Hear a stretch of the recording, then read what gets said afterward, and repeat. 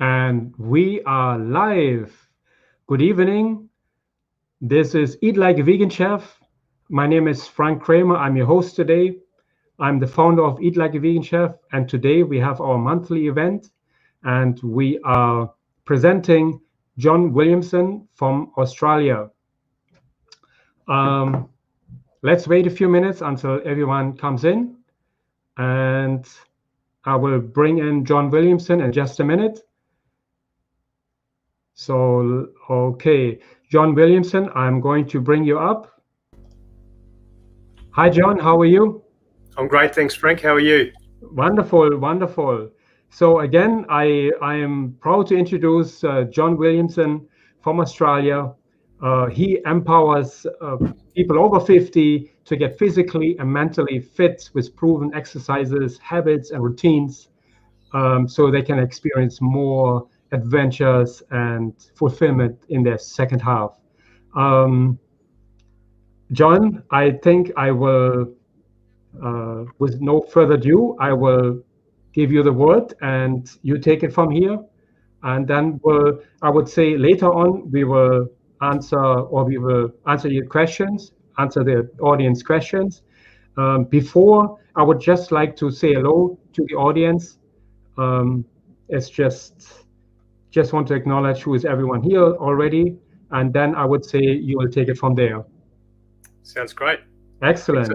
Okay, so hi Justin, thanks for coming. Hi Arifa, hi Neda, hi Jean, hi Devonda, hi Linda, hi Darlene. Wonderful. For everyone else who's there, please introduce yourself so we know you're there, so we can have a dialogue together.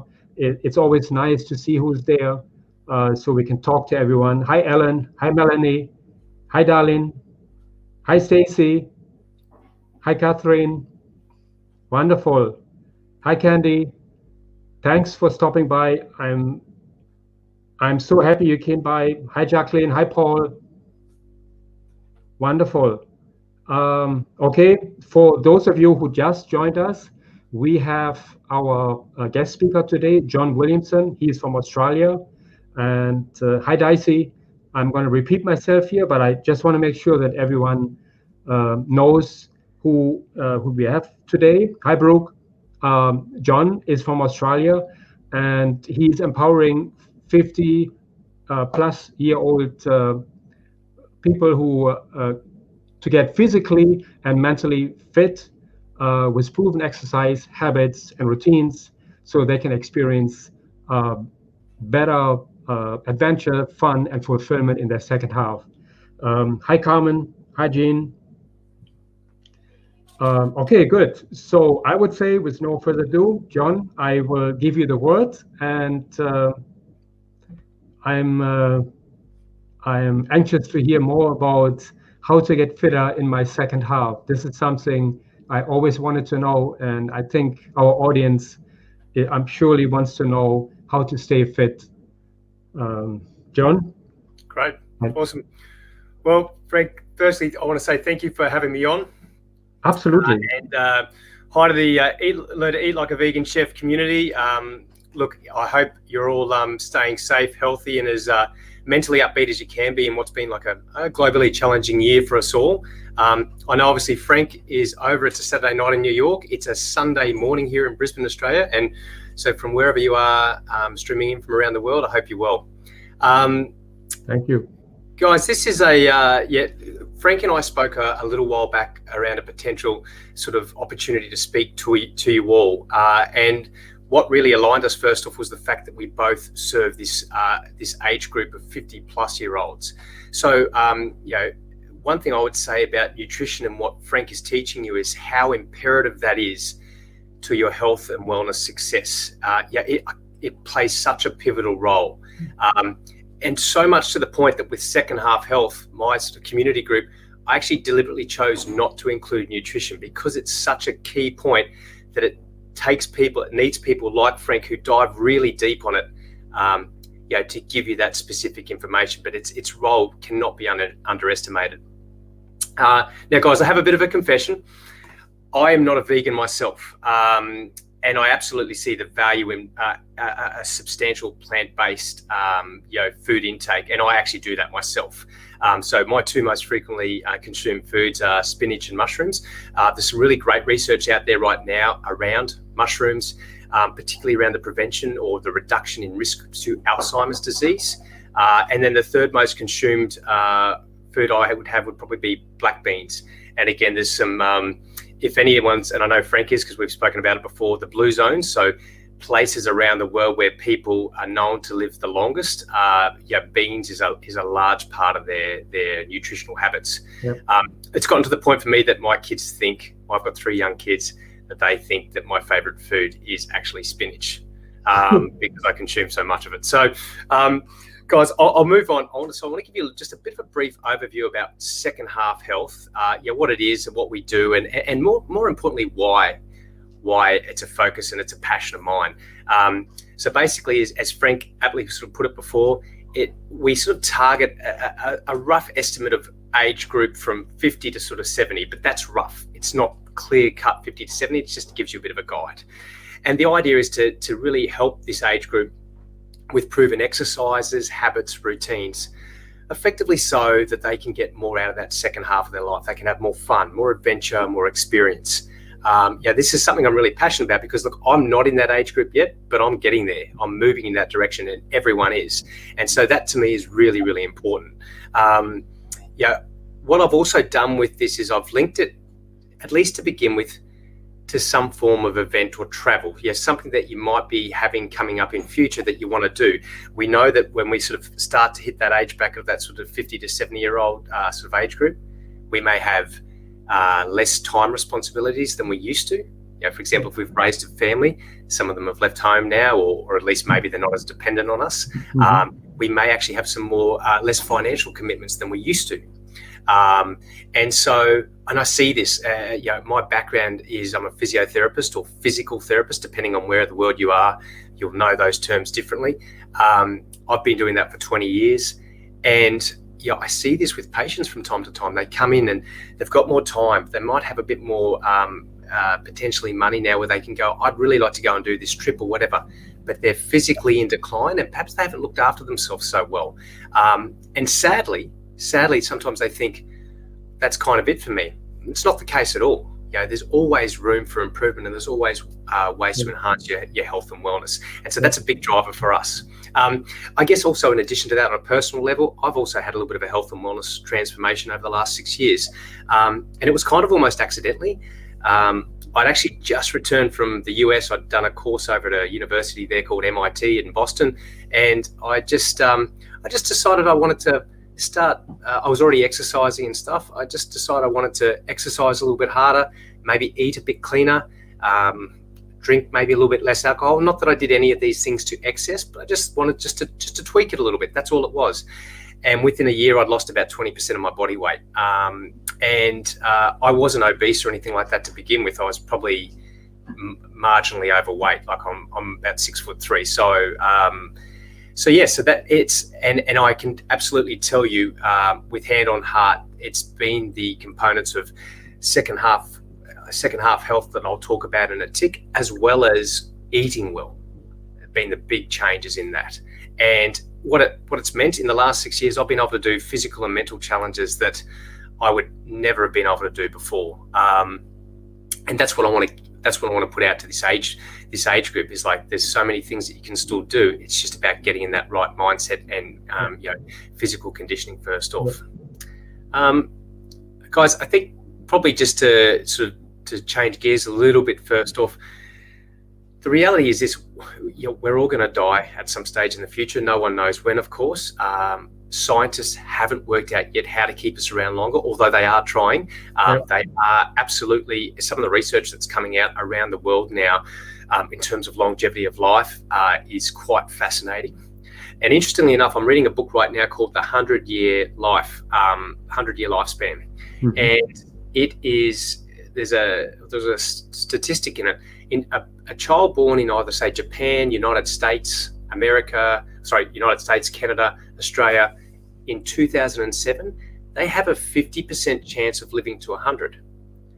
Now, if we go back to 1918, in those same countries, a child had a 1% chance of living to 100. Yeah. So we are absolutely living longer. But the question I have is, what's that quality of life from a health perspective look like? Right. Yeah.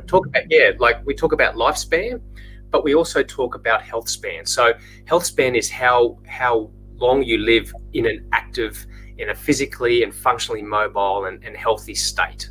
So it's different to lifespan, and that's what we really want to optimize. So as I said, I've given you a little bit of a brief background about my sort of experience as a physiotherapist or physical therapist and what I've seen with patients before. And I guess what I'd like to do now is just to give you a very brief overview of the 7 components of second half health that we cover, and then we're going to dive into a couple of key ones that Frank and I thought would be most beneficial for you. So the 7 components, as I said, the first of which in second half health we cover is cardiovascular exercise. So these are things like walking, running, swimming, cycling, hiking, those types of things. The second component is resistance or strength training. So these could be things, this is specific to this 50 to 70-year-old or thereabouts age group. And this can be things like doing exercises at the gym or at home in the park, and using things like resistance-based sort of exercises as well. And we'll dive into that a little bit further down the track. The third thing is mobility. So this is things like static stretching, dynamic movement, balance exercises, and yoga style exercises all rolled into one. The fourth component, this is a really important component of health and wellness, and it's typically overlooked. I know for me, it's been my weakest part of my health and wellness journey, is sleep. So we talk a bit about preparation for sleep. How do you get prepared for a good sleep, and how do you get better quality sleep? Because as I said, that is critical to your everyday function, and the research behind this is just stacking up and up and up and up. So it's a very, very important component of your health and wellness, and as I said, one that has traditionally been overlooked a little bit. The fifth and sixth components are cold therapy and heat therapy. So cold therapy are things like cold showers, ice baths, those sorts of things, and heat therapy is things like saunas or steam rooms, that style of thing. And the reason for those, they're important. So for example, cold therapy, I very rarely have a hot shower now. I pretty much just do cold showers, and typically about once a week I'll have an ice bath. The research, there's some really good research out of Harvard Medical School right now around linking cold therapy, so short-term exposure to extreme cold and extreme heat linked to longevity. So there's some really good research that's coming out around that. And then the seventh component of second half health that we talk about is breath work. So this is specific breathing techniques that you can do that's focused on oxygenating the bloodstream. As I said earlier, today Frank and I, we decided there'd be 3 components that we wanted to talk to you more about.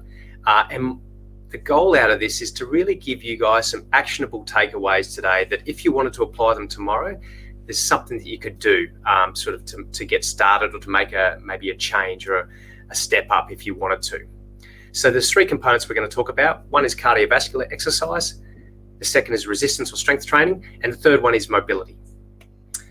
So before we dive into those, I just want to sort of just set the scene a little bit about some exercise tips and a bit about mindset, because this stuff is key if you want to get the most out of doing this sort of thing. Yeah, and it would be exactly the same as what Frank is teaching you in terms of learning to cook like a vegan chef. It's about your mindset and what's going to be your approach to this.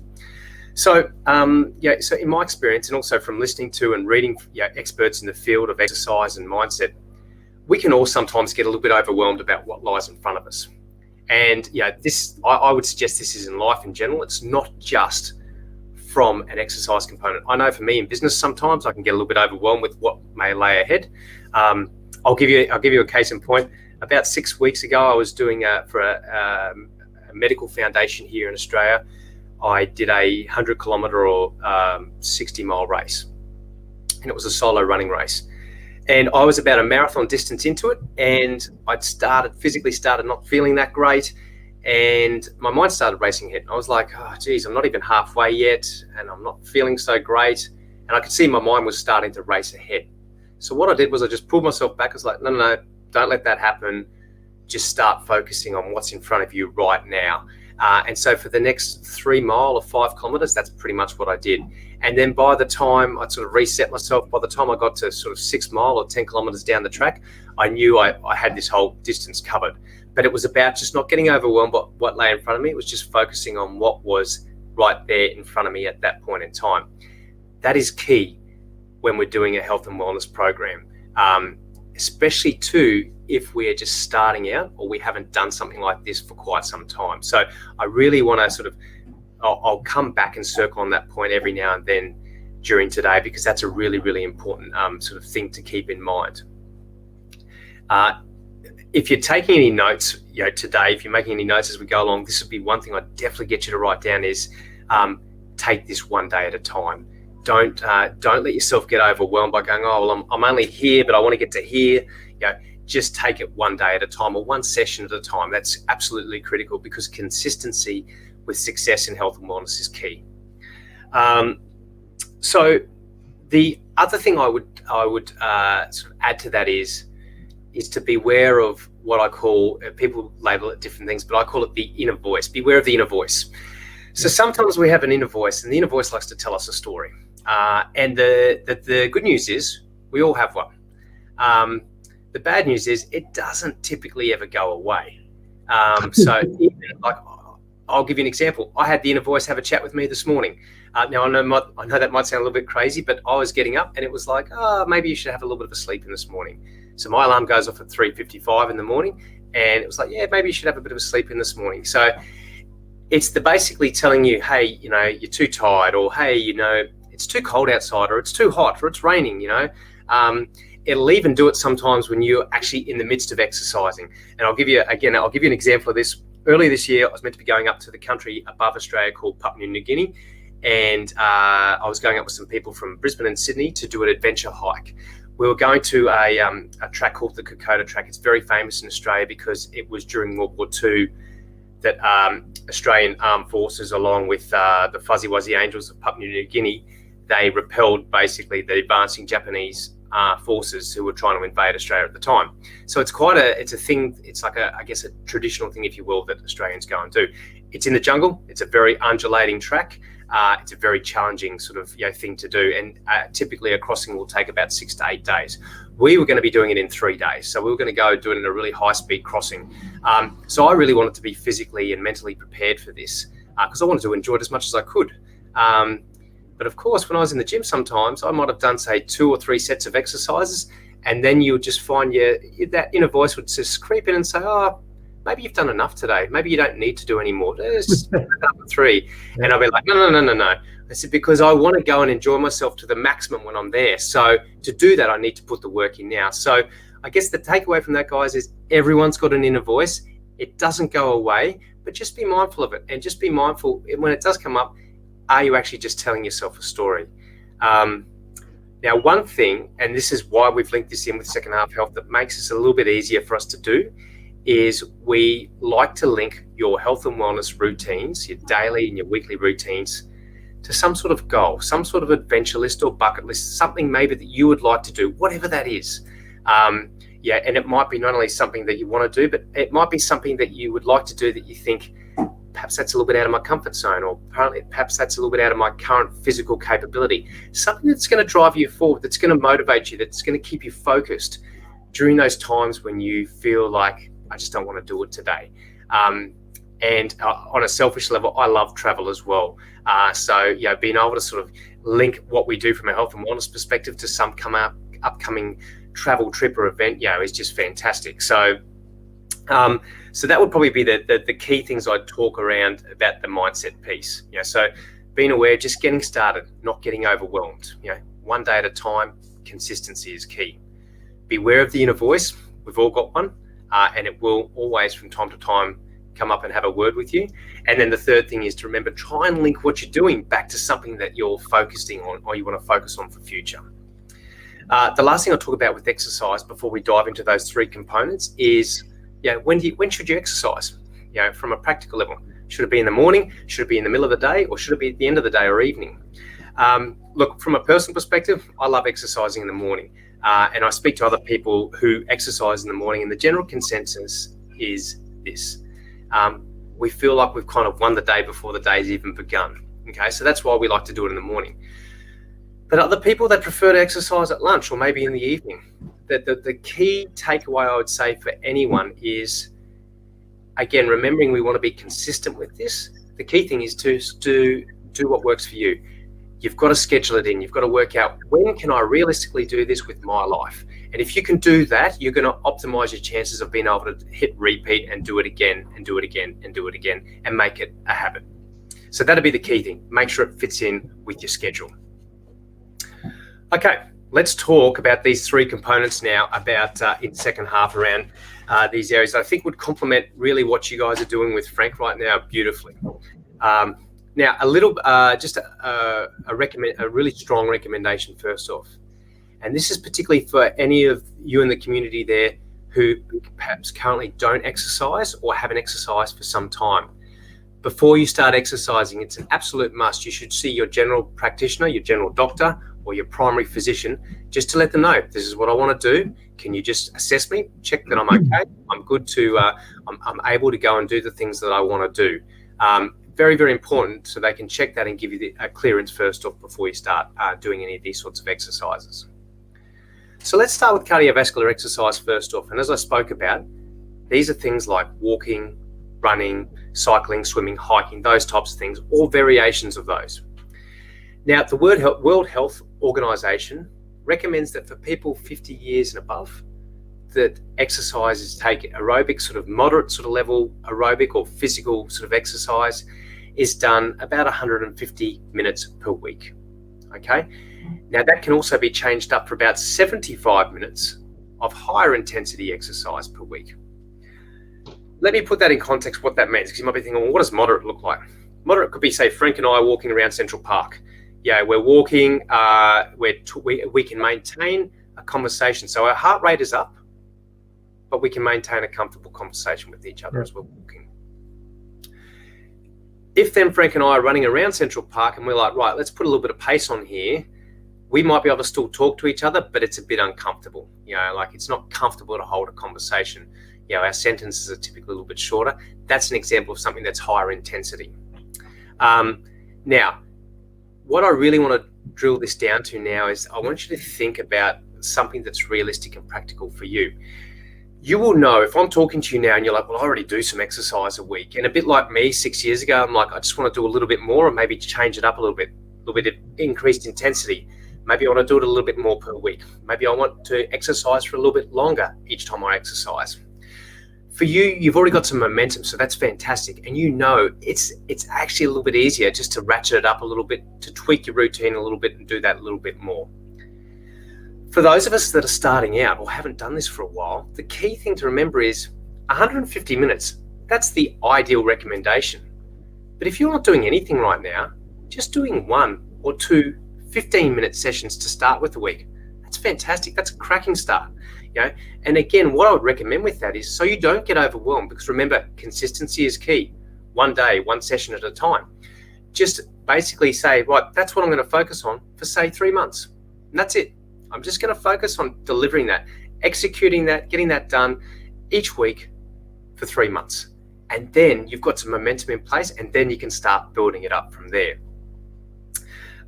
Probably that would probably be the key takeaway with your cardiovascular exercises, especially if you're starting out. Just start basic first off.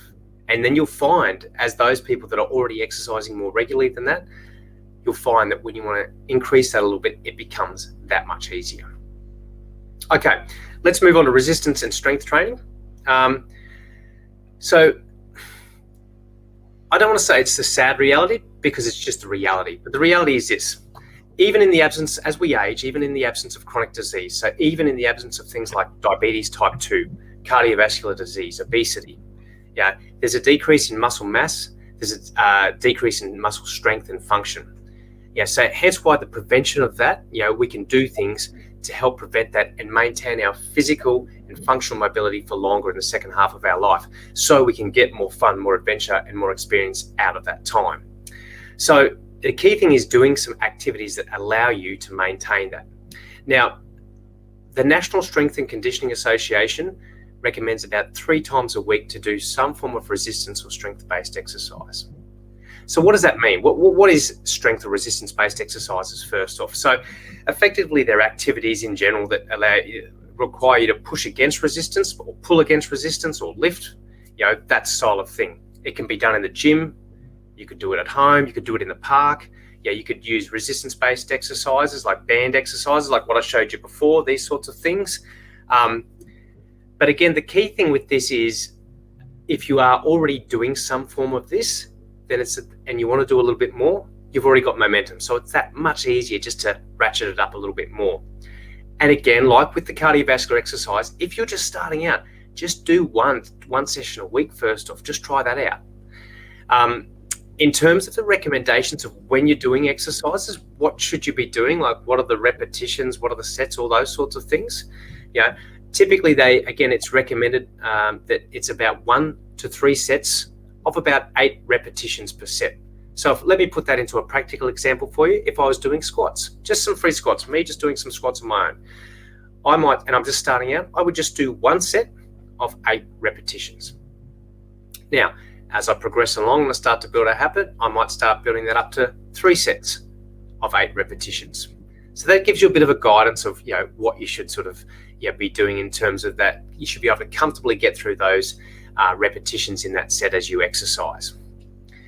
Now, if you're going to the gym, you can use a personal trainer if you wish to, but you don't have to. It depends on whether it's something you want to do, whether it's in your financial budget.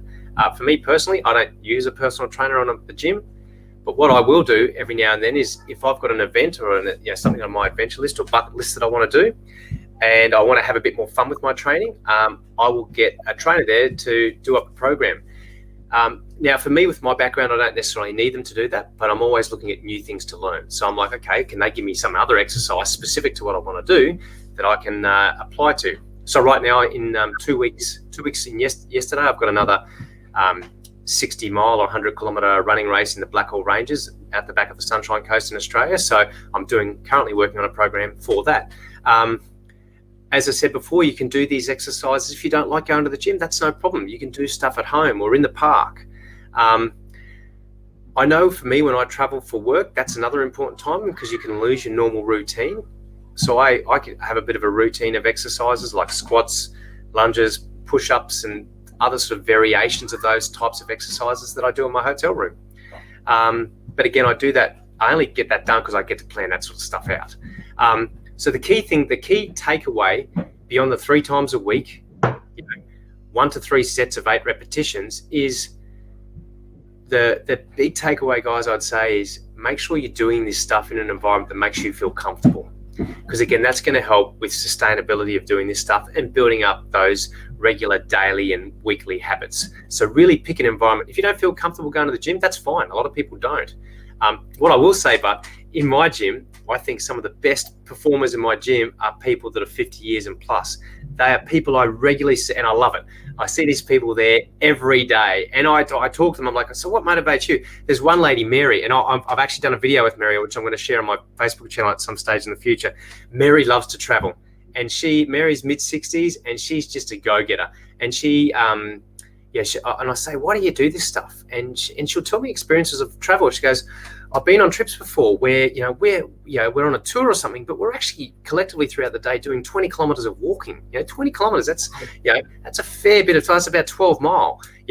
And she says you see some people struggling with that, and she goes, I don't want to be that person. I want to maintain my independence as long as I can, and I don't want to be that sort of person that's struggling with that sort of stuff. And what it means for Mary is she gets more out of those trips when she gets to go, which is just great. So guys, that's where I'll leave resistance training for that for now. We will circle back on this as a little bit of a summary at the end, but yeah, that would be the key takeouts of the resistance training piece. All right, now one little just ad hoc thing to add on before we go to mobility. Now, this is particularly for people, for those of you out there that maybe haven't exercised before or haven't done it for a long time, or if someone's already exercising but you're going to do something new, you might get this as well. So there's this thing called DOMS, or delayed onset muscle soreness. Now, it's a very common thing. We've probably all experienced it before, but maybe didn't know it by name. And this is what it actually means is there's some what we call micro tearing of the muscles. It sounds a lot worse than what it is. It's actually a good thing. It's a way of basically allowing the muscles to sort of grow from the activities of cardiovascular exercise and strength work that you're doing. I personally love the feeling. It's like this achy sort of feeling you get for about 2 days after exercise, and typically it's 24 hours. You know what, Frank? Yep. Me too. Yep, so, and it's great, isn't it? Like, and it's even for those of us that are active out there, when you get it, you can still get it if you do a new type of exercise, something that you haven't done before, which is great because it's a new challenge. You'll still get this same sort of thing happening as well.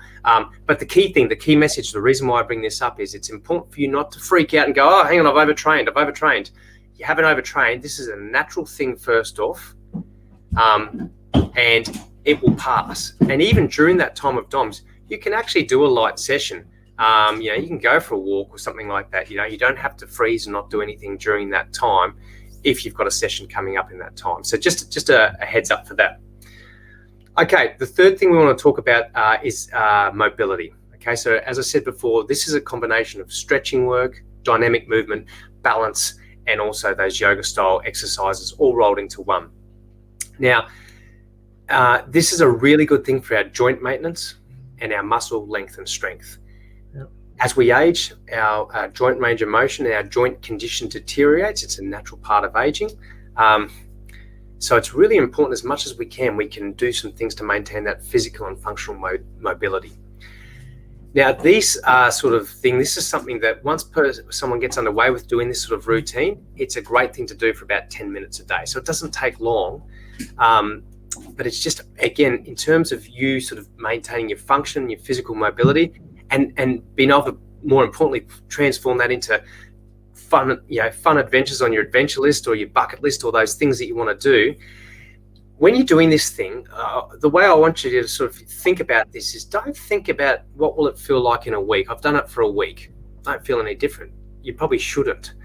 In a month, you might start to notice some sort of just general mobility changes. But then think ahead about what would it be like if I've been doing this consistently. Remember, consistency is key.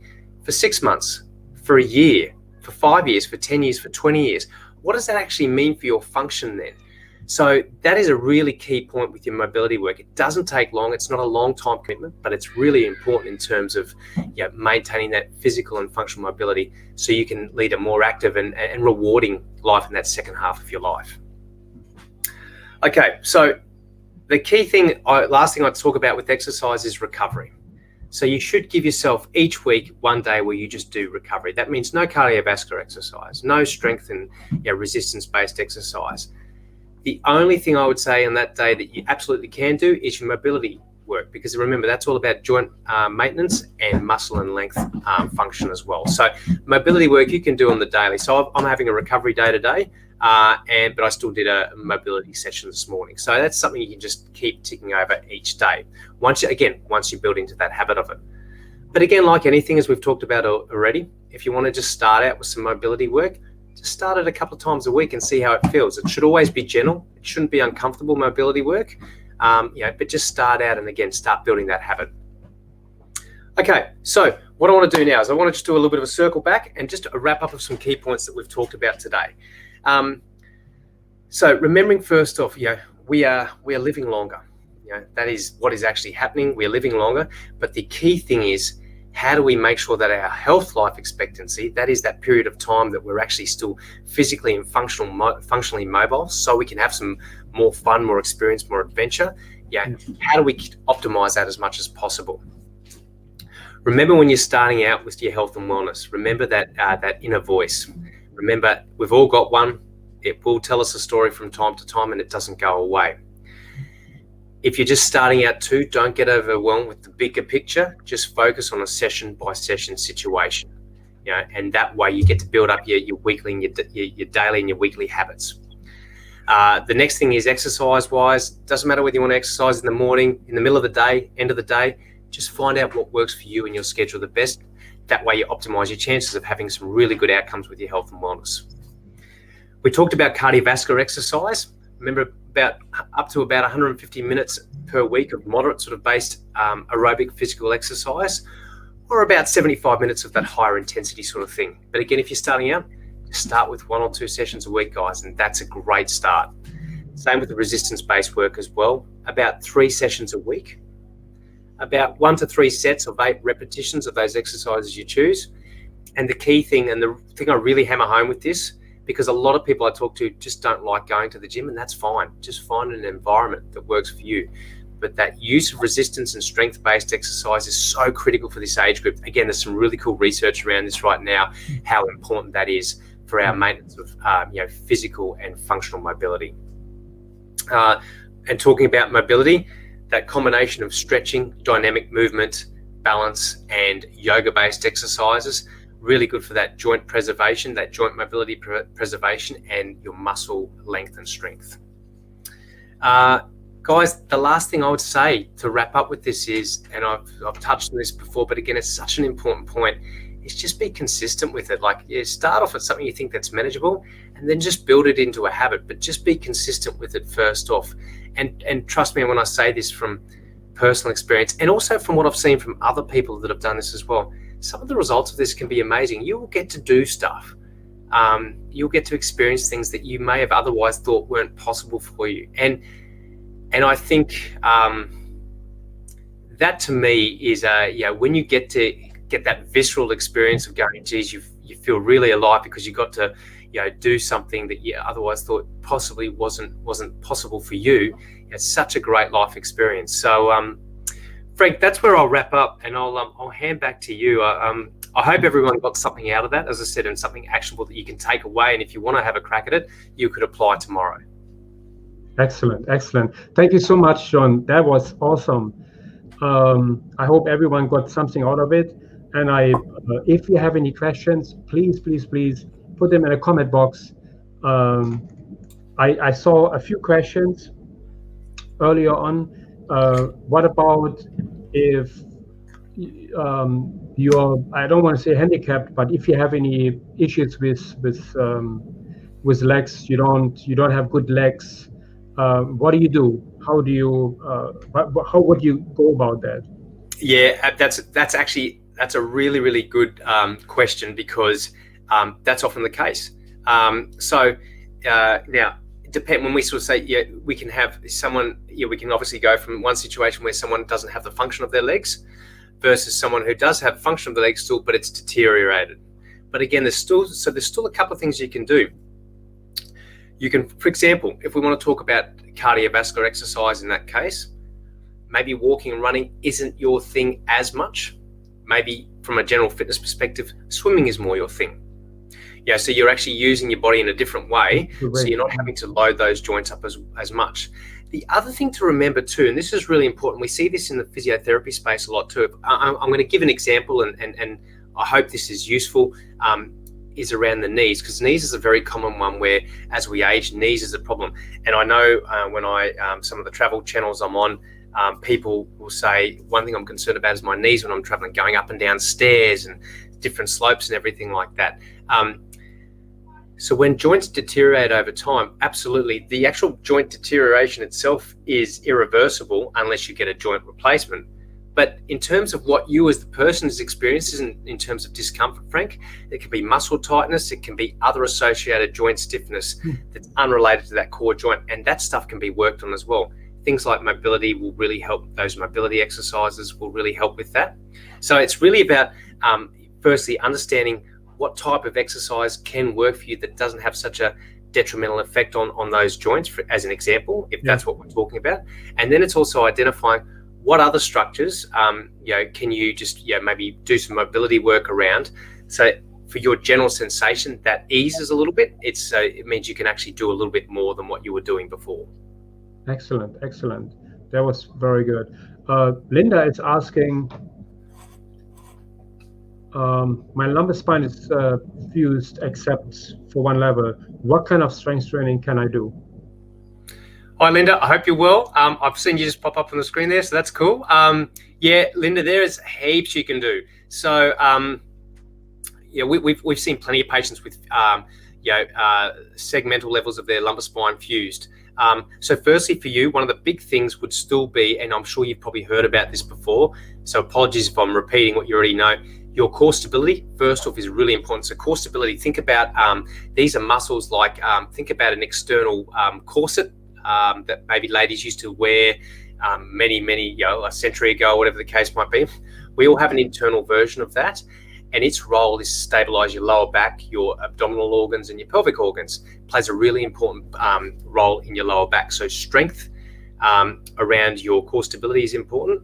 Also, for people with lower back issues, and I can talk about this because I've had lower back issues myself before. I've had some injuries with my lower back through rowing and lifting before, is your backside or your glute. So your buttock muscles.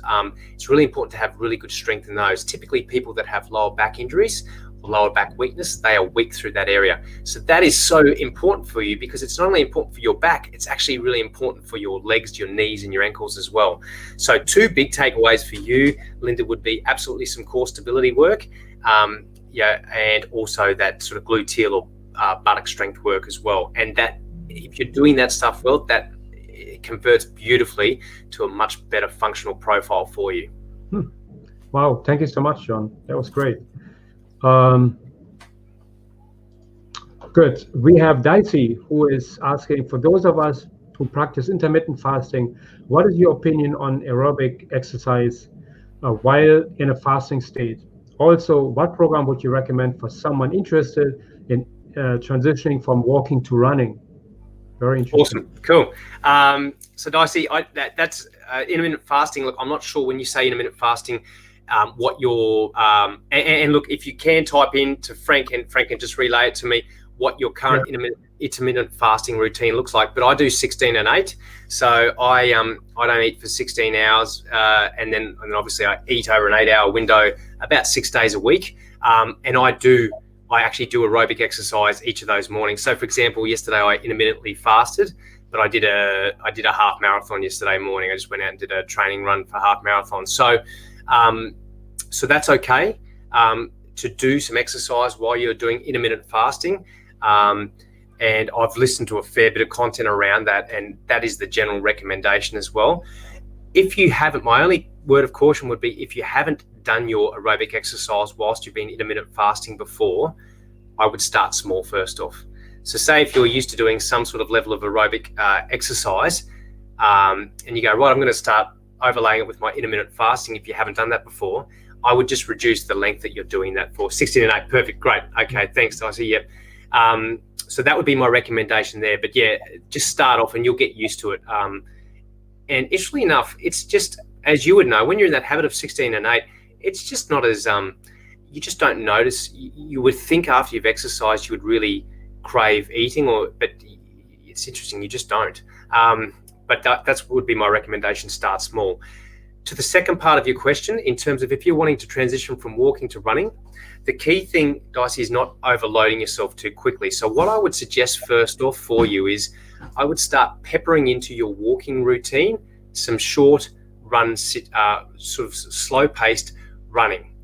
So first thing is to make sure you've got good footwear. That is critical, because obviously as you start transitioning from walking to running, you're actually loading your joints a bit more, because you actually go through periods of time when you're running where both feet are off the ground. So there's a lot more impact on your lower limbs and up into your back. So that would be the thing I would absolutely recommend with that, would be good footwear.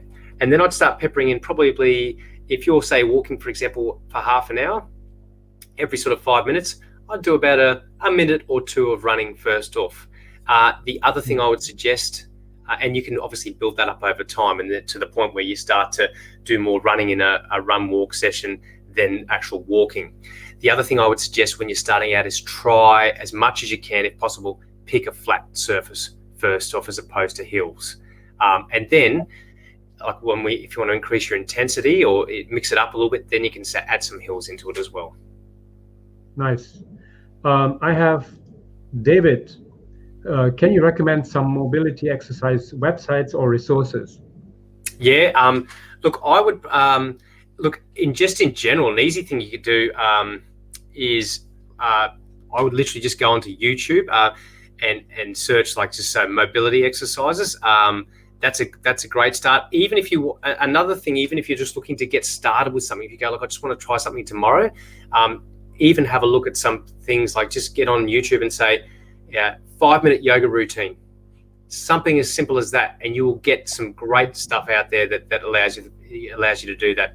Down the track in our membership sort of program, we're going to have some different progressive sort of sessions that go with that. But if you're looking for something right now, you want to jump off the call and look at something, David, that's what I'd suggest. Jump on YouTube. You'll get so I'll give you an example. I mentioned before when I travel, and if I travel for work, and sometimes I do hotel routines, as apart from just doing, your push-ups and your squats and your single leg lunge work, I sometimes want to do some different things. So I'll do what they call animal exercises from time to time. And so there's some different types of exercises that are all about body weight and different types of movements. But to do that, I just got on YouTube and I was like, show me some different types of animal exercises. So, you can do bear crawls, you can do, chameleons, all these different types of things, which are different types of weight-bearing exercises. So that would be definitely, if you want to get started now, David, that would be something. Jump on YouTube right away and have a look at just 5-minute yoga routine would be a great start. Nice. We have Deb. What are cardio fat burning pros and cons between walking fast on a flat surface versus walking on an incline like the elevated treadmill or steep uphill? Yep. Okay. Cool. So probably the key thing I would say with that, in my opinion, is when you're on an elevated treadmill or walking up a steep hill, obviously you're utilizing specific muscle groups much more, and also your heart rate is going to be up at a higher level. So in terms of fat, like if you want to talk about fat burning, typically that sort of higher intensity work is the thing that you would want to link that to more. So we talked earlier about those recommendations of 150 minutes of sort of moderate based exercise versus 75 minutes of higher intensity. Typically that higher intensity work is known to burn fat more. So if I want to really focus on that, I'll do a lot of sprint work as opposed to sort of just that general low longer intensity sort of running. Then if you want to add into that, if you want to do some hill sprints, that just cranks it up that little bit more. So in terms of just general building a great cardiovascular base, if that's what you're wanting to do first off, that's a more longer, lower intensity walking, for example. If you want to focus a little bit more on fat burning, then you would want to do that higher intensity, shorter interval sort of work as well. Great, excellent. Mara is asking, I came late, in regards to intermittent fasting, what are your thoughts regarding breakfast or skipping breakfast because of the fast? Hey Mira, for me with the 16, I skip breakfast, and that's actually some different people will intermittent fast in different ways in terms of when they choose to have that window of eating versus not. For me, I find skipping breakfast is the easiest because obviously you have your dinner. I have a young family, so we'd probably finish dinner by about 6 p.m. And again, it depends on obviously you, but I know when I'm out away traveling for work, I may not finish dinner until 8 p.m. So then you've got a 16-hour window after that. But if you think about it, you're going to sleep. So you're going to already get ideally about 7 or 8 hours of that fasting time taken care of. And then in the morning, you've just got to get up. And obviously, I'm not sure if you drink coffee or green tea. You can have a black coffee or green tea, and water. And and so you're skipping breakfast, and then you can have your first major meal of the day around that sort of 10 a.m. to sort of 12 p.m. period. So I'm a big fan of that, Mira. But there's other ways to do it as well. Wonderful. Stacy doesn't have a question, but she rather have a compliment. I'm a recreation therapist and have worked with elderly for many years. John, you need to get this talk out to many more people to enhance life and help people avoid nursing homes, assisting living. This was fantastic. Stacey, that's awesome. Thanks. That makes me really happy, actually. And that's, Stacey, you've actually hit on a really good point that we didn't talk about today because we only had so much time. But I was actually having a discussion about this with some friends about 3 weekends ago, because our parents are at the stage now. Both my parents are mid-70s, and my mum said something to me. My mum's diabetic type 1, so she has had it for many years. I'm 41 now, so she's had it since I was born. So it's different to diabetes type 2, which is the big sort of chronic disease issue right now.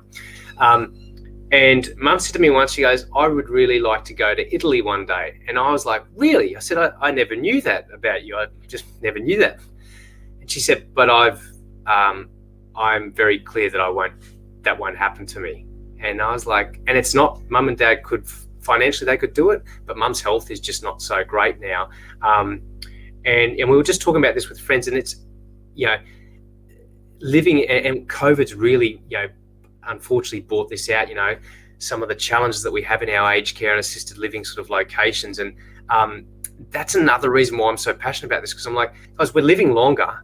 We want to live as independently and as mobile as we can for as much of that time as possible.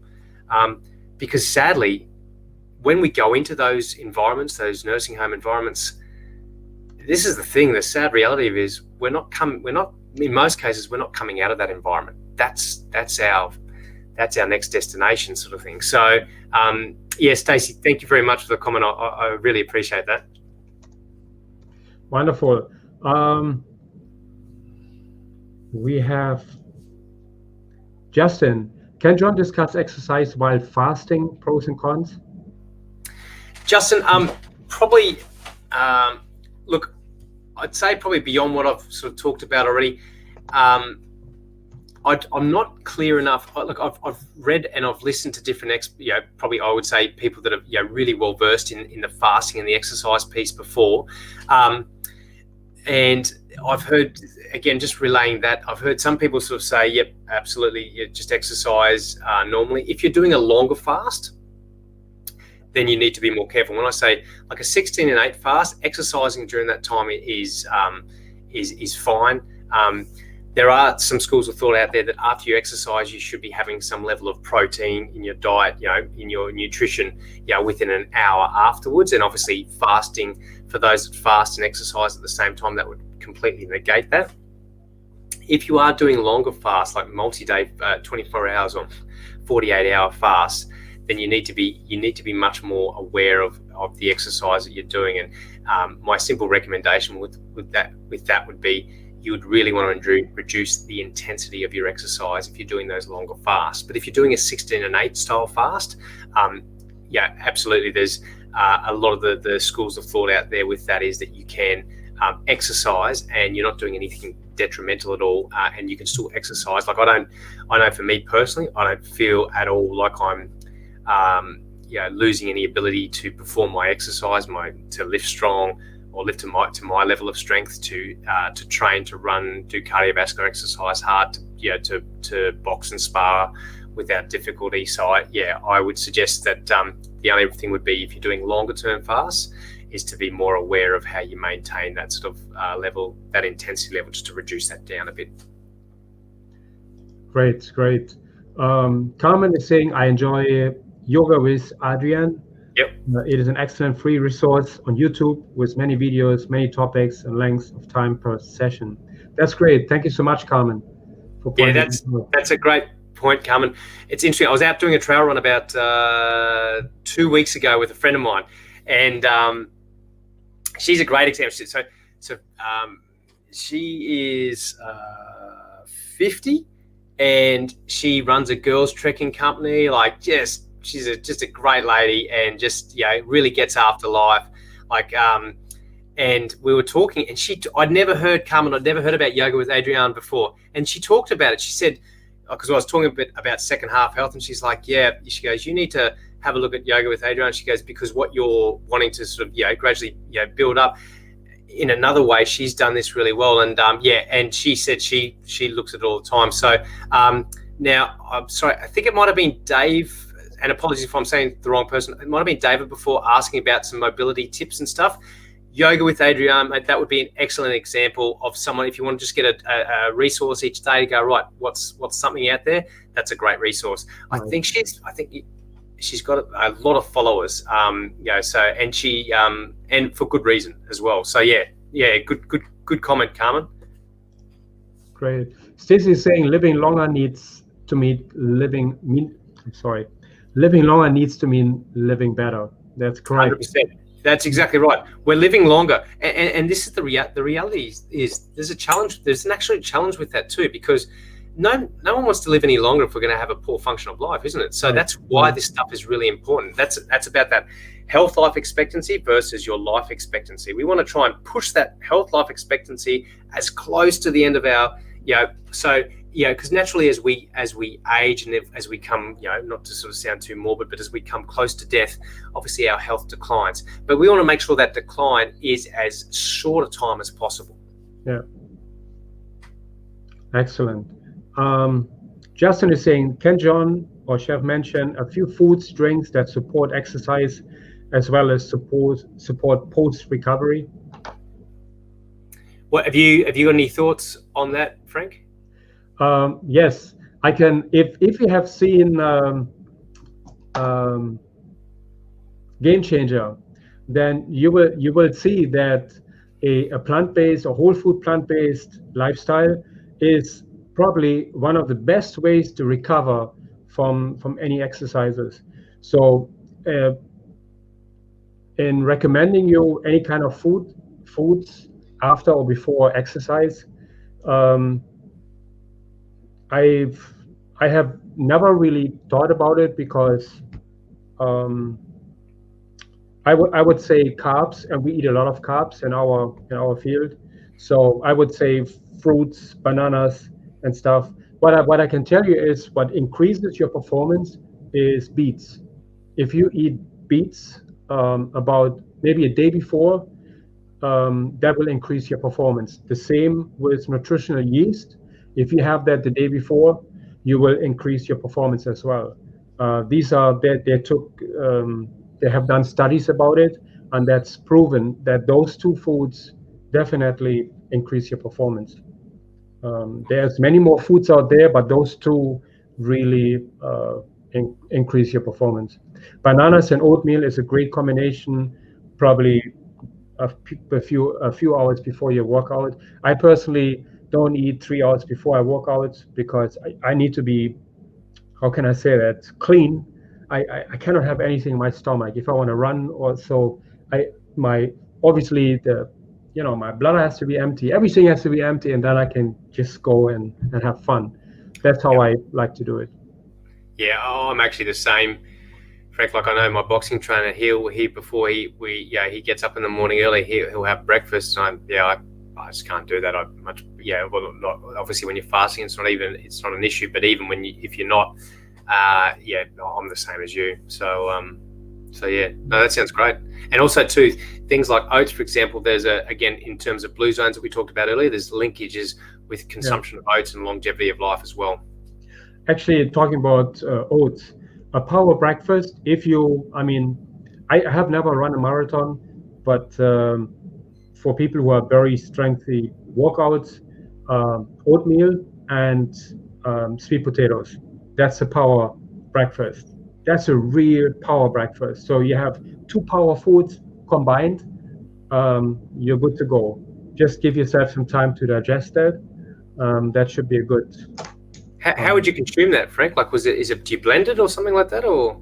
No, you either steam the sweet potatoes. Yep. Or you roast it, then you peel it, you mash it up, and you mix it under your oatmeal. Yeah, right. Okay. So basically, because we don't put sugar in our oatmeal. Yes. Putting in the sweet potatoes makes it really sweet, and it gives you the carbs you need to burn throughout your workout. Great. Yeah, and then maybe add a few raisins to it, and some goji berries and stuff to really give you some antioxidants. Maybe mix some acai in there, and and you have a power breakfast. Cool, nice. That sounds great. Yeah, so that's your power meal. Yep. Okay, good question, Justin. No, that was me. Sorry. Pamela, are there any drinks for hydration and vitamins that you can take on a long hike or bring up high energy? I've got some thoughts, or I've got some, Pamela, I've got some recommendations. I guess I can just talk from my experience of what I do, but what about you, Frank? Anything that you would suggest? I only drink water. I don't drink anything else. Yeah. So, Yep. I mean, I would recommend, if you really need some carbs in there, what do? I would just bring a fruit with you, banana, anything, and just drink water. I think that's my take on it. Yep. I don't drink anything else. I don't like sodas. To be honest, if you drink soda, maybe it's just superstitious on my side, or when I drink soda, or when I used to drink soda, the next day my bones hurting me, and I think this is because sodas eat of your, what is the stuff in your bones, your calcium or whatever. Yes. They just draw this on your bone marrow, or I don't know, I cannot explain it properly, but sodas, and it's scientifically proven that sodas are not good for you. And yes, yeah, absolutely. Pamela, the only thing I would add is, look, I completely agree with Frank in terms of, like, if I'm doing like a long, so again, I'll talk about that experience I had 6 weeks ago with a 60 miler. I mainly drank water, and I tell you what, I had such a more appreciation of how beautiful water is during that race. Like, it was just so good. But what I'll do sometimes is I'll add to that, just because I'm burning so many calories, I'll add some electrolyte top up from time to time, but I have it separately. Yeah. So I have a separate thing of that. So I have a Camel pack, which has got the water in it. But I'm only doing that because I'm doing such a longer distance, and I'm putting my body through that. So what we do see, and sometimes people will use things like gels, sweet gels and stuff, and I know that they're very much big in the athletic scene and stuff. I think, but sometimes they can be overdone. So people will, you'll see someone going for a half marathon, and they've got like 5 gels to consume, or 5 things of electrolyte, and it's just not necessary. So I would suggest, from my experience, some electrolyte consumption, but exactly as Frank said, you could take a natural version of that as well. So the only thing I'd suggest is, if you're taking things like that are sweet, you need to be careful, because you can overconsume them, and then you can actually start to feel a little bit sick as a result of that. So hydration, key thing would be water. Good. What happened here? Liana, I'm 63. I have piriformis syndrome. Any stretches you can suggest, or foods to help? I fast 16/8 from 7 to 12. Cool. Frank, do you want to kick off any foods at all that you'd suggest? To be honest, I don't know what piriformis syndrome is. How about I talk about that first off, and then we can see from there. So piriformis is a muscle in the backside. So a lot of the audience may have heard of something called sciatica before, or sciatic nerve syndrome. And basically, the sciatic nerve is a really large nerve that exits out of the spinal cord, and it's kind of the main sort of highway, if you will, that goes down your legs, and from off that, there's A and B road nerves that sort of go to different areas and innervates muscles and other things as well. Piriformis syndrome, it's kind of like where the piriformis is in spasm. Sometimes it can encroach it can pinch on the sciatic nerve, which then results in, you can sometimes feel like pins and needles, numbness, a weakness, a burning sensation down your lower limb. So look, Liana, in terms of what can you do for it, there's plenty of stuff you can do for it. In terms of stretching, you can do sort of you can cross your leg over one leg over the other, and sort of pull your knee sort of up towards your opposite shoulder. That's one way you can do it. Another thing that we recommend patients try is to get something like a golf ball or a tennis ball, and actually locate the piriformis area, which is a little bit tender to touch, and then just put a little bit of light pressure on with that tennis ball or golf ball. So this is a trigger point release.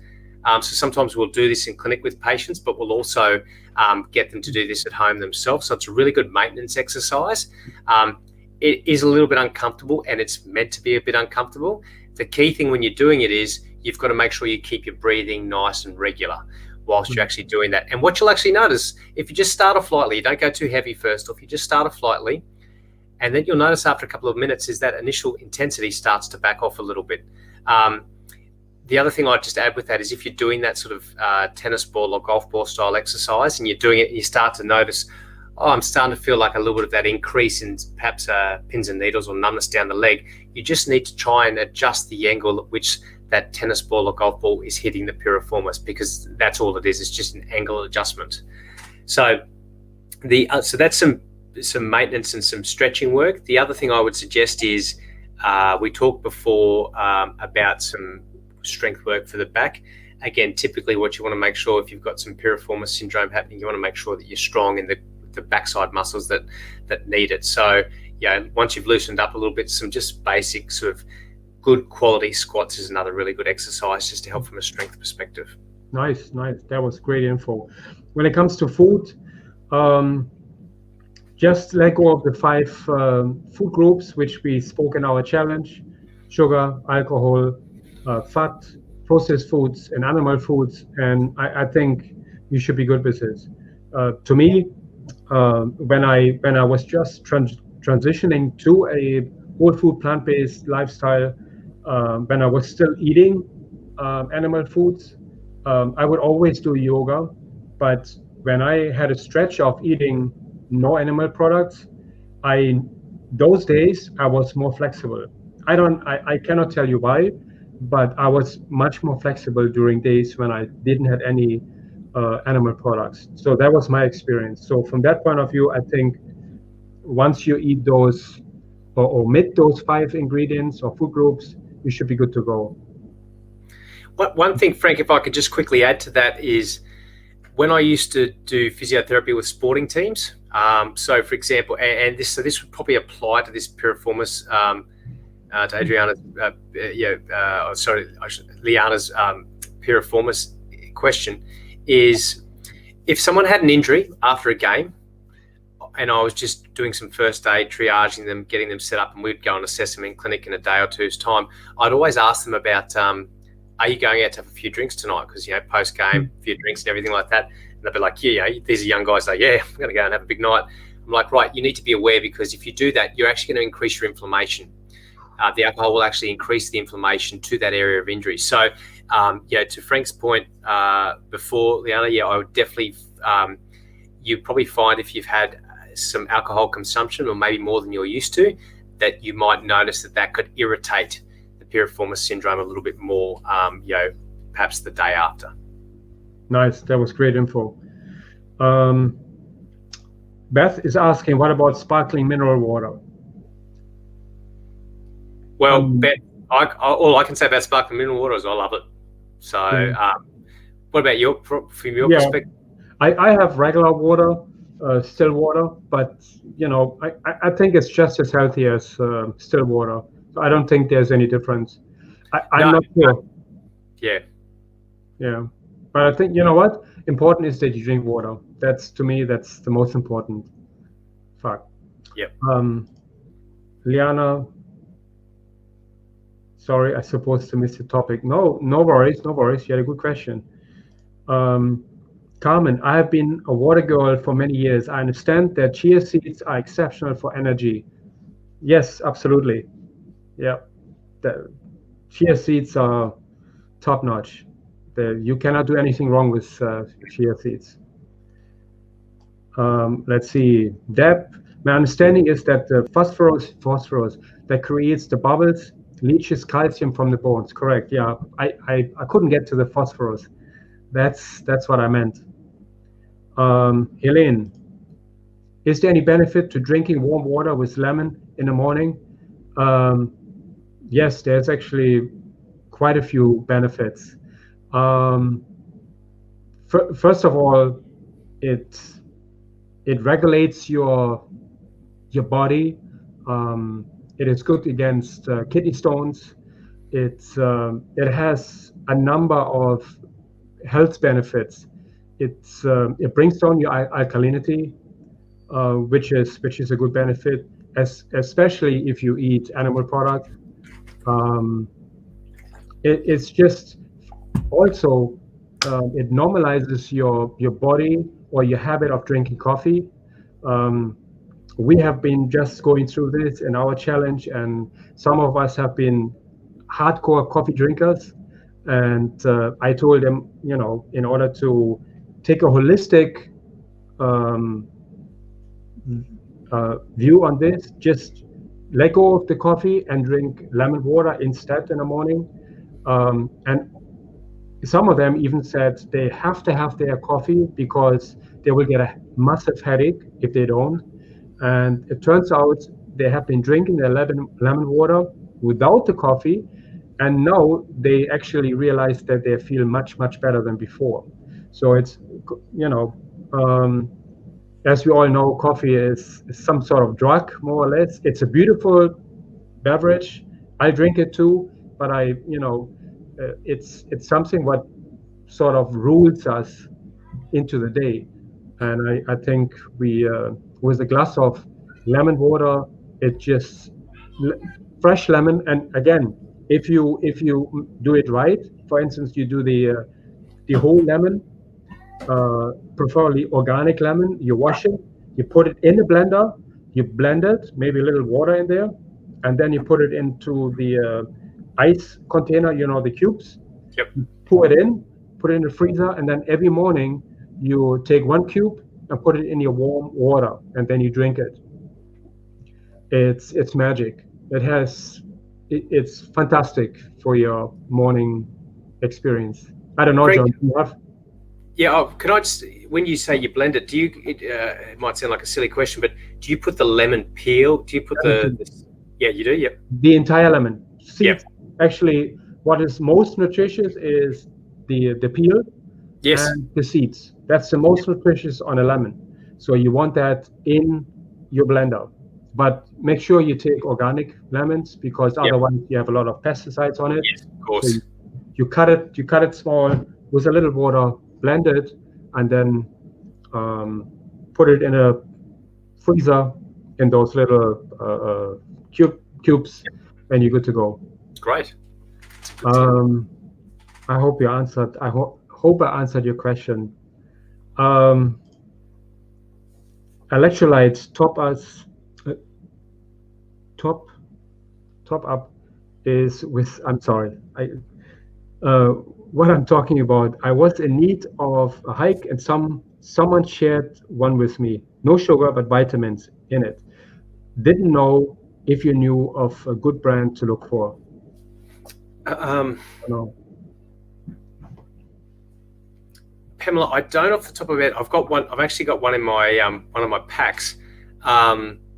What I might do, Frank, are you happy for me just to check what that is afterwards? Now, Pamela, I'm not sure where in the world you are, but I can get these in Australia. So I'm not sure if this is a brand that you can get over there, but this is the one I use when I'm racing and everything like that, and it does the job. So, Frank, are you happy for me just to share that with you via Facebook Messenger afterwards, and then share that in the community? Yeah, great. Is this? I mean, the commercial you see on TV where the guy in the desert he has no water, and then they drop him water, but they don't give him the electrolytes, and he said, "I don't want anything if I don't have my electrolytes." And it's a funny commercial. Yeah, it's possibly a little bit misleading too. Yeah, I know. Okay, good. Who's next? Judy, I am walking 12,000 steps 6 to 7 days a week. What do you suggest? Do I charge up my weight loss if I'm eating plant-based and walking? Cool. So Judy, I'd firstly say to you, congratulations. That is awesome. 12,000 steps a day, 6 to 7 days a week, spot on. And the fact that you're eating plant-based, so you've got, this is all base stuff. You've got a really good base building here, which is awesome. So this is where you get to start having a bit of fun. So this is where I would probably start, doing just a couple of starting short in higher intensity, sort of some, sort of either higher speed, or if you're walking, maybe throw some hills and some high speed walking up hills. If you want to, maybe do a couple of like flat level, sort of just short, if you're comfortable to run, a couple of short runs like that, that'd be something. And then the other thing I would suggest is start doing a bit of strength work. Things, again, because it's that, remember we talked before about with fat loss, it's around that sort of, or that weight loss piece is around some of that higher intensity piece. work. So shorter length of time, but higher intensity. So maybe a couple of walks up or downhill. Sorry, not downhill. That's not going to help you. Uphill, but at speed. Maybe a couple of sprints if you're comfortable doing that, and then some form of resistance-based strength. There'll be some things that will really add to what you're doing. And the fact that you've got that base there is, yeah, as I said, well done. That's a really, really great foundation to build from. Excellent. Okay. Golden milk. What do we have here? Liana's asking, what's the advantage of fasting longer than 16:8? I guess, is that a question for me or for you? I think I would say that doing longer than 16:8, you probably don't want to do it too often per week. Like there are 24-hour fasts out there. You do that maybe once a week, but I don't think you should do that too often because that's pretty harsh on you. That's my opinion. I'm not sure. Frank, I'd agree with you. Actually, again, when you look at some of the fasting research, they can recommend like a regular sort of 16 and 8 sort of routine, and maybe 6 days a week. It doesn't have to be 7 days a week. Or if you're not doing that, they recommend sometimes just doing, if you're not doing intermittent fasting, you might do a 24-hour fast once a week. Liana, the only other thing I'd sort of suggest with more than a 16 and 8, and I did a 20-hour fast the other day, but I didn't do it deliberately. I was in meetings and my 16 hours came through and I just didn't have time to eat because I was in meetings. So I ended up doing 20 hours. And look, apart from it, really the only other thing I'd say is it's a bit of a mental game for you. Then it's that extra bit of a mental challenge for you. But in terms of physical benefit, I would suggest 16 and 8 is more than adequate. Yeah, I think so.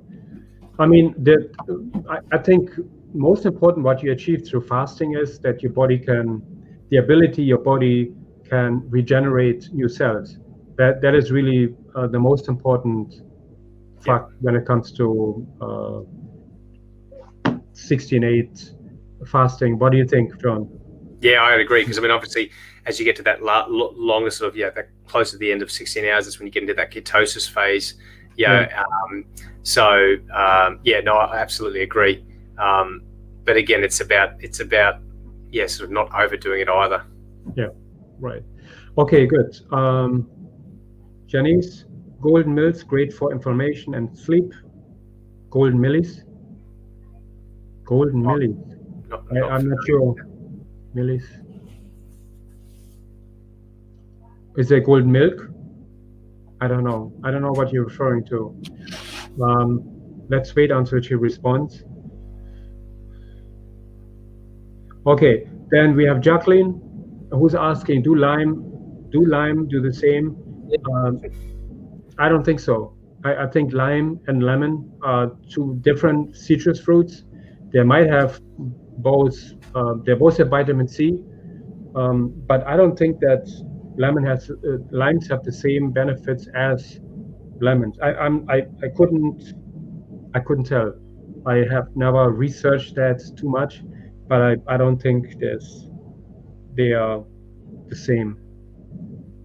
Again, and also too, one other thing I've mentioned a couple of times, that the blue zones areas, like one interesting thing I read with them, which I tried myself once, and I must admit I wasn't the biggest fan of it, was they eat the lemon rind on its own. So you talked about blending it up before, and putting it into an ice cube, which is great. That actually just eat the whole sort of the rind as part of their meal. And again, that was something that was taught. I think that was in one of the blue zones. It was either Sardinia in Italy or one of the Greek islands as well. Yeah, so where they actually make it just that edible part of their diet. Yeah, nice. Okay, what do we have? Jean is saying, they say regular water has fluoride in it and destroys the pineal gland. It is part of the spiritual gland. They say regular water has fluoride. We here in Long Island, we don't have fluoride in the water. I specifically had asked my dentist about it because I use a fluoride-free toothpaste.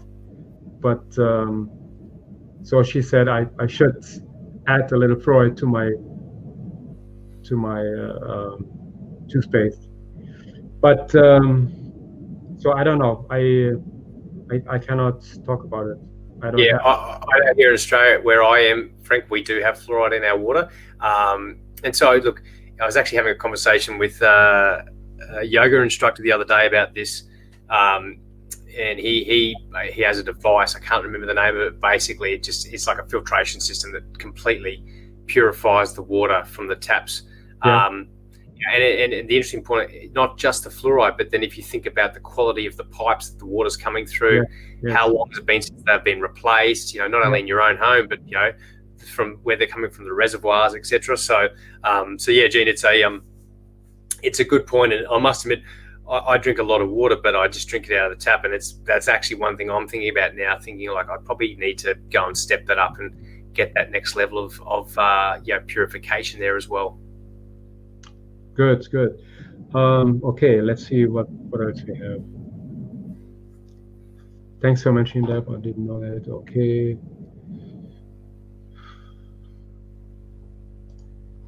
Question for Chef. Are the benefits of lemon water and apple cider vinegar in water in the morning similar? I take 1 ounce of apple cider vinegar and 6 ounces of water in the morning. Yeah, I think they're very similar. If I don't have lemons, I do take apple cider vinegar. Apple cider has incredible health benefits, and I think they're similar to lemon water. What I did mention earlier is lemon water also regulates your digestion. It helps you with weight loss, has antioxidants, vitamin C. So there's a lot of health benefits to it. Do you know anything about apple cider vinegar, John? No, I don't actually know. I only to the degree I've heard about it as a substitute for lemon before, but I've probably found out more, but I've sort of read more about the benefits of the lemon in the water. Okay, I drink lemon water with turmeric, black pepper, ginger, yes, and the vinegar in the morning. Yes, actually, that's what I make my wife every morning. I make her turmeric, black pepper, and lemon water in the morning. So that's the black some pepper. of the research that's coming out now is pretty fascinating, actually, in terms of its health benefits. Yeah, turmeric is absolutely amazing, and but again, the body can only absorb it in combination with black pepper. So, and ginger is very healthy for you. So all these things are beneficial, that's for sure. Our city voted to fluoridate the water too. Yeah, absolutely great information about water quality. It's Darren Olian, who authorized Superlife. Okay, good to know.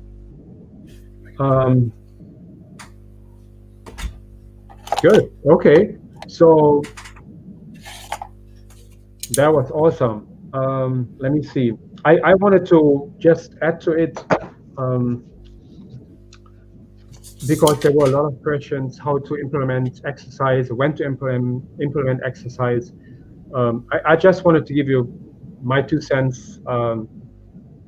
Since I read the book, the 5 a.m. Club, and I think we spoke about it, from Robin Shaw. He created this book, which is actually an awesome book. I can highly recommend that book. It's really, really awesome. The 5 a.m. Club by Robin Shaw.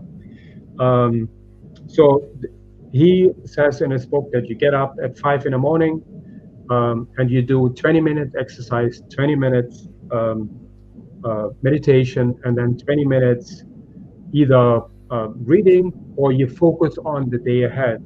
Like you journal, you write down what your goals are for the day.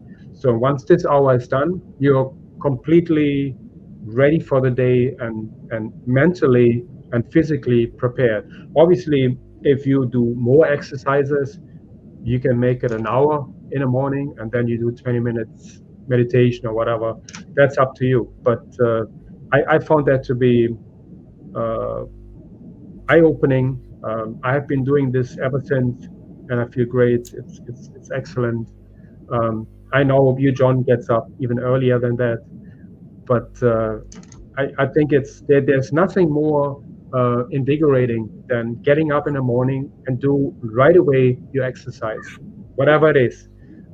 When you meditate, then you go into your preparing for the day. It's awesome. And then again, I just wanted to mention that these days, many people are on medicines, and we all say, or the media is saying, that we live longer, but we live longer with medicines. So, and why John is here, and why I am trying to promote, eating like a vegan chef and promoting exercise is just like what John is referring to. We can actually, hopefully, that's the goal, preventing medicines in the future. So, I mean, for us to starting these exercises, starting to eat healthy, will hopefully keep away these chronic diseases. That's my goal. That's why I'm doing this. I'm passionate about it, and I find John is a perfect example of starting an exercise routine in our age. So, with that said, any other questions? Let me see before we finish up. I have Carmen. What are the benefits of getting up at 3:45, John?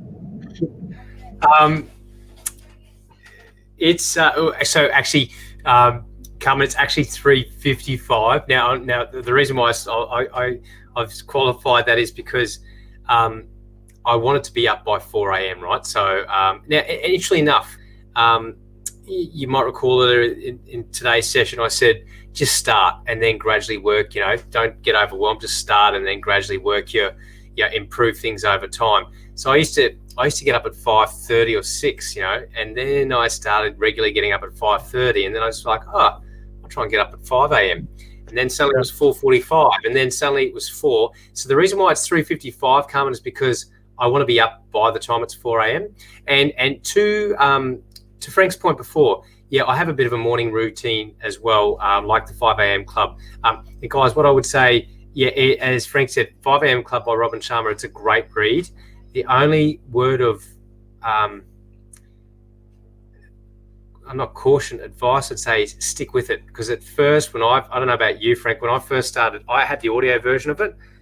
And because it's like he tells it through story, I was kind of like, what's this all about? I'm like, I'm out of this. And it actually, but exactly as Frank said, there's so many good takeaways in it. So, Carmen, I get up there because I have a bit of a morning routine myself. So I get up, and also too, the other thing with morning routines is it's always good to tweak and mix up your morning routine. So I've actually just mixed mine up recently. I've just added, tweaked it a little bit. But I've had a sort of morning routine like this now for about probably 5 years, and so I'll get up and I do a bit of because this is my sort of passion project right now.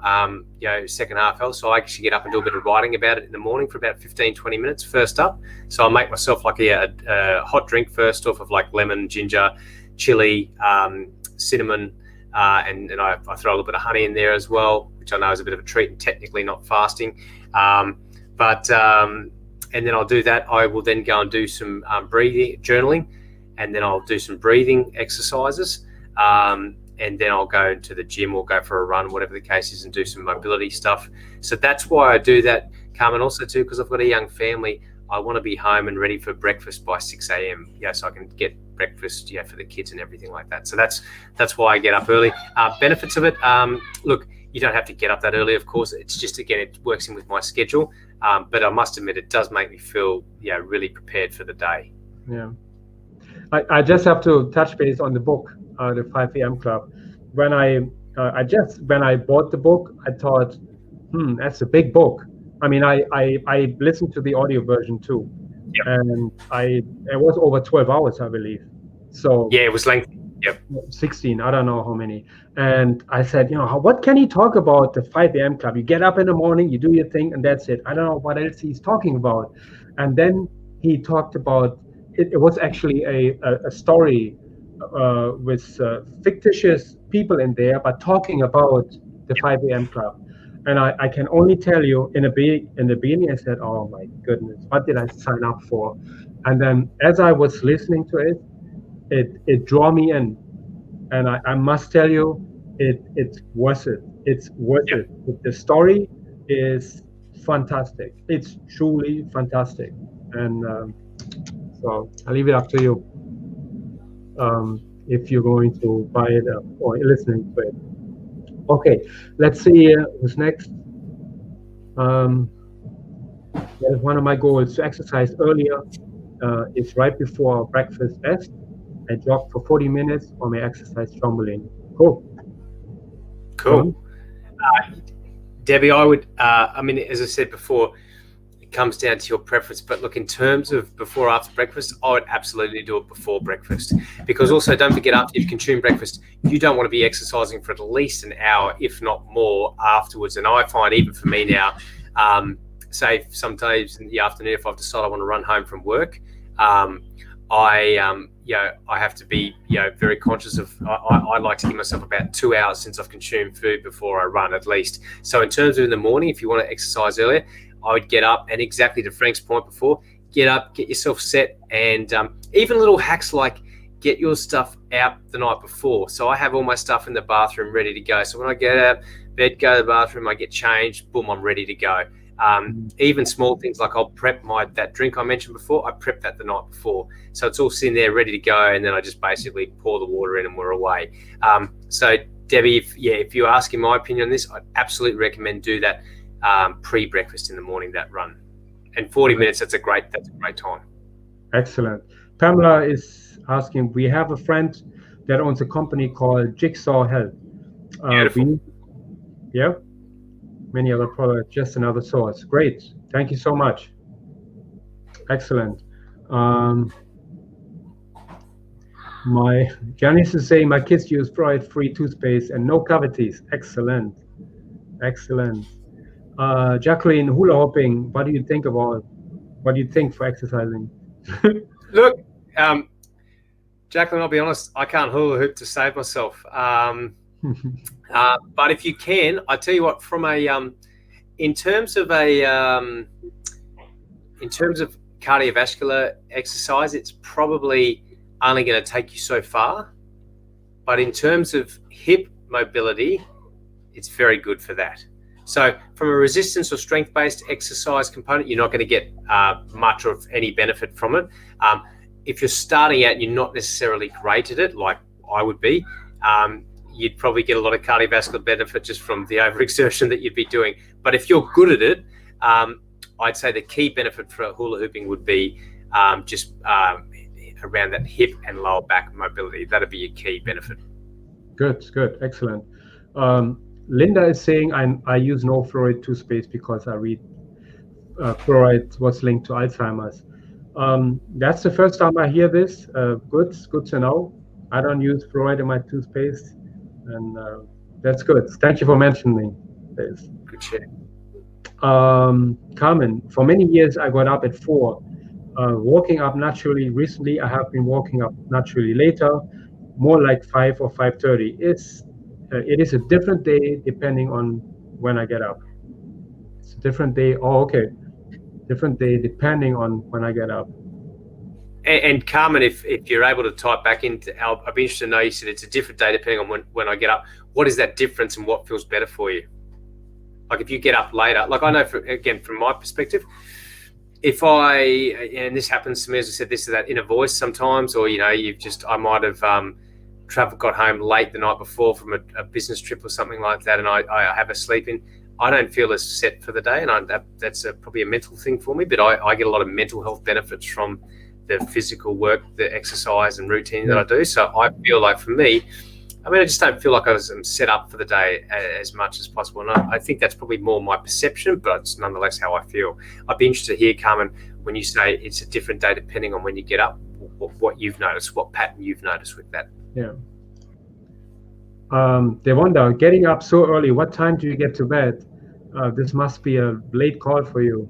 So Devonda, no, this is actually an early call for me because right now it's 11:30, just after 11:30 a.m. on a Sunday morning in Brisbane in Australia. So no, it's all good. But yeah, good question about sleep. So sleep recommendations, the typical research is around 7 to 8 hours ideally.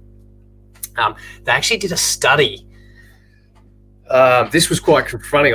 This was a sleep study, and it was they got some people that otherwise would have normal good sleep, like 7 to 8 hours a night, and they forced them to sleep for only 4 hours. And this was for one night only. So let's keep that in mind, one night only. And their T cell markers, which are the kind of anti-cancer sort of markers, so these are good things we want in our body, they declined by 70%. That is 70%. That was after one night. Now, keep in mind, these things replenish, because otherwise, if we all had a short night's sleep, we're like, well, hang on, I've just lost my T cell markers by 70%. They replenish. But think about the cumulative negative effects of not having short sleep. When I was younger, like when I was in my 20s, I used to pride myself and going, yeah, I just got 5 hours sleep last night, and look at me just burning the candle at both ends and just punching out life. But yeah, that's I think that's a mistake of perhaps the younger and maybe misguided sort of youth ideal. But yeah, 7 to 8 hours, Devonda, is best. And so for me, I actually like to be in bed, and I don't always achieve this, keep in mind, by about 8:55 at night. That'll give me 7 hours. If I get 7 hours consistently, that's a win.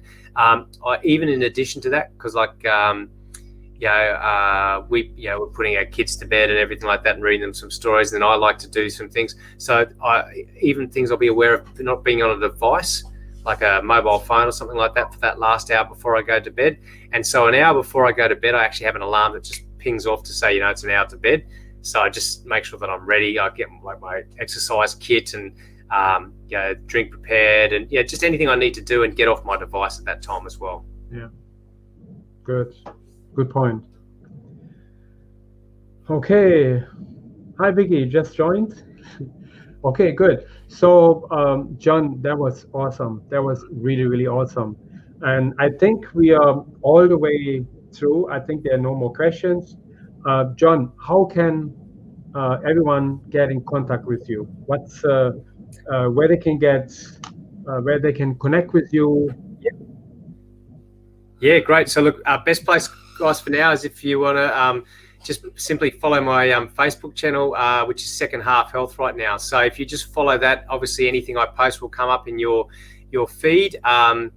I'm going to, from there in time, I'm going to be creating a closed group, a Second Half Health closed group. But on there, you'll get some content from the different aspects of Second Half Health we've talked about before. So that's the best place to reach me. Like I'm in the midst of putting together a course and a membership for future. So if you're interested in just knowing more about that as that comes to light, then again, best place to do is just to follow Second Half Health, and you can message me through that as well. And I'm pretty quick at getting back to people. I should be back to you within about 24 hours at the latest. So yeah, if you're interested in more, I'd love to share some more content with you. I actually I just brought up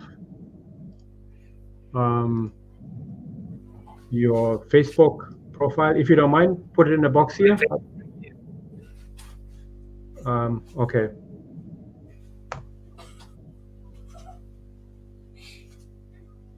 So that's the information. If you put in facebook.com/second half health, then you should get to John Williams. And there they can sign up. Maybe you have an email list or so where they can sign up with you?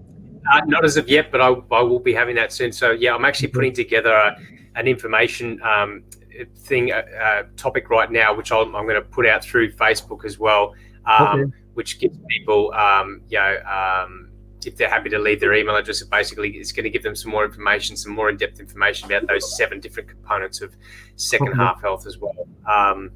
And guys, actually, Frank, if you don't mind, just in closing, I'm just going to bring up my Facebook page. I'm going to just share a quote with everyone that I actually put up in a post recently. This is from a gentleman by the name of Paulo Coelho, who was, I think he was some sort of religious gentleman from somewhere. But this quote, for second half health and also what you're trying to achieve, what you're wanting to achieve with your community, Frank, I just think this speaks it says so much. So I'll just bring it up. It's a quote. I think it's really important that we sort of come back to this from time to time, just to remind ourselves how important it is that we really do maintain good health and wellness and optimize as much as we can out of this life. So it says, one day you will wake up and there won't be any more time to do the things you've always wanted. So do it now.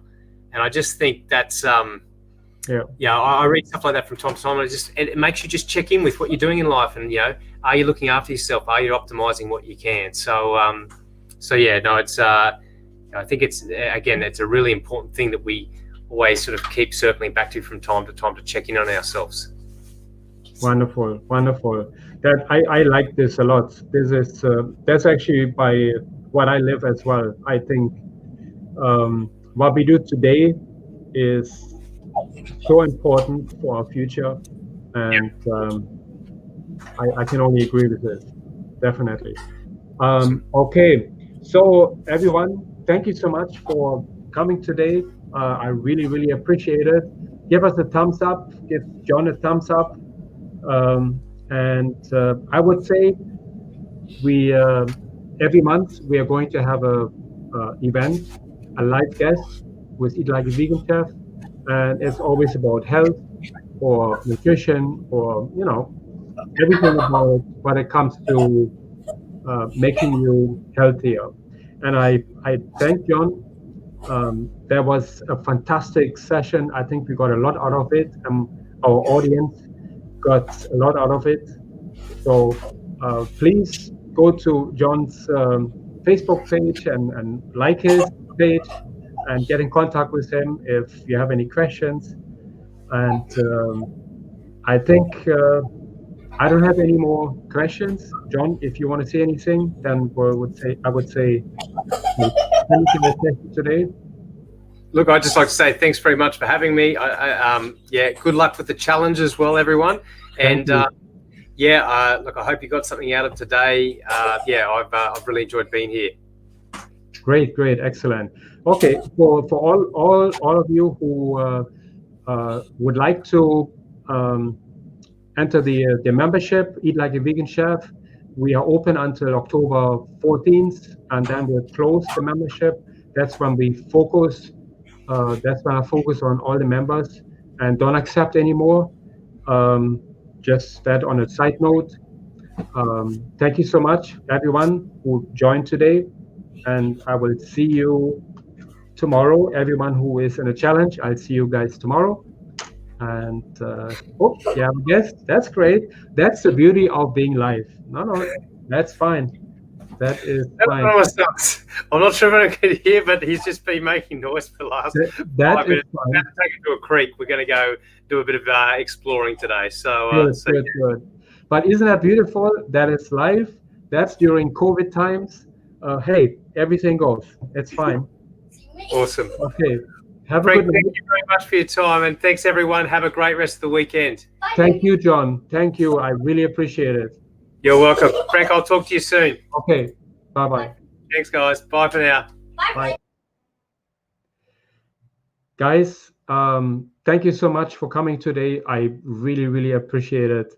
Love that. I hope you have enjoyed it. I enjoyed it. I hope you enjoyed it the same way I did. And we'll see you guys tomorrow. And have a good night, everyone.